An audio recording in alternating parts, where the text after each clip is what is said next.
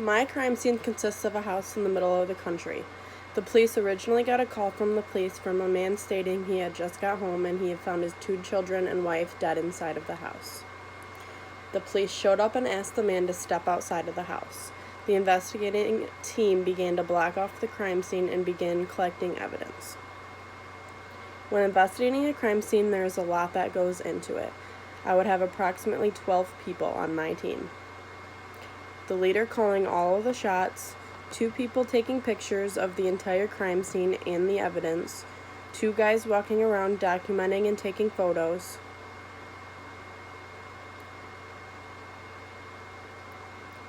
and 2 guys walking around documenting and taking notes, 2 guys to originally block off the crime scene, 2 guys collecting evidence, and 2 guys interviewing, and 1 guy to transfer the evidence from inside the house to outside. A preliminary walkthrough of the crime scene with the detective or an officer in charge would take place after the exchange of information from the husband. The investigator establishes a path to enter and exit the house, avoiding the pathway used by the suspect, if possible, to preserve the scene from possible contamination.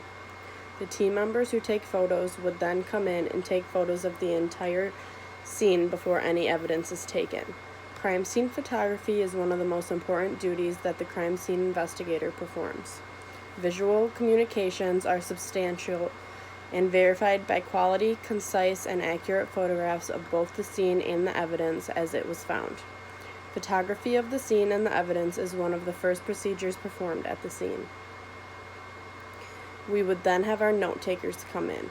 Case files may also be prepared for each of the following: each crime scene processed, video assignments of crime scenes, requests for services requiring photographs only, requests for services requiring the issuing of a formal laboratory report, follow-up assignments. Investigators should perform the evidence collection process in a systematic and careful manner. The process begins with the preliminary crime scene walkthrough, followed by a determination of the evidence collection. Crime scene investigators should be trained to recognize trace evidence, understand the potential value of trace evidence, and collect and preserve the sample and control sample. When encountering noticeable items of trace evidence, we would document and collect the item immediately. The things we would collect at the crime scene would be traces of DNA on each body, such as under their fingernails. We would use a scallop-like needle to take the DNA out and place it into a sterile evidence storage container. We would also look for other clues around the house, such as any other blood, a murder weapon, footprints anywhere in the house, a break-in point for the suspect, and anything the suspect may have left behind. We would look for fingerprints everywhere and collect them all. If any blood is detected, we would collect it with a sterile cotton swab and put it into an evidence storage container. In this case, the wife was beaten to death and the children were suffocated. First, we would look for any weapon around the wife that we could have been used to beat her. Luckily, we found a couple of things with the blood on them. Not only do we collect the blood, but we would also collect each item and put them into evidence bins. The items we found were a vase, a small lamp, and a medium-sized frying pan.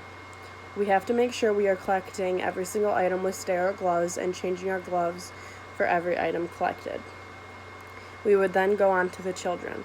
We would find the weapon that the suspect used to kill the children. In this case, it was a plastic bag that was left by each children. We would collect that also into a storage container. There are footprints outside of the house leading up to the doorway. We took pictures alongside a ruler to show how big the shoe was and show what kind of pattern was on the bottom of the shoe. When collecting any item, make a mark kind of near the area where the sample was found with a Sharpie or other marker. An arrow line or circle should be made, clearly indicating the location of the substance. It is important all these processes are following the regulations, or the evidence collected will be useless. It is important if any other evidence is needed from an additional place other than the crime scene that a search warrant is obtained. Also, after all of the evidence is collected and the husband and the neighbors are questioned, it is important to get legal on-record statements from each one of them so we can legally use this information. If we do not do this, any information they give us cannot be used in court. Using my forensic toolbox, we would automatically have the ability to use 1 roll of caution tape, 12 evidence markers, 5 pens, 5 pencils, 5 boxes of gloves, 1 camera, notebook paper, 3 flashlights, hair covers, first aid kit, storage container plastic bags, 3 tape measures, 4 tweezers, 1 box cutter and knife, and hand sanitizer.